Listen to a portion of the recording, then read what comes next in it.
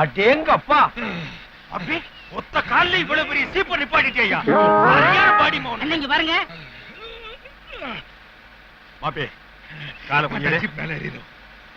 அதெல்லாம் ஒண்ணு ஏறாது, எடுப்பா. நீங்களோட விளையாடாதீங்க மாமி. இல்ல இப்ப நீதான் சீப்போட விளையாண்டுருக்க. டேய் கால புடிங்க விடுறா. அப்படியே கீழே குனிஞ்சு பாரு.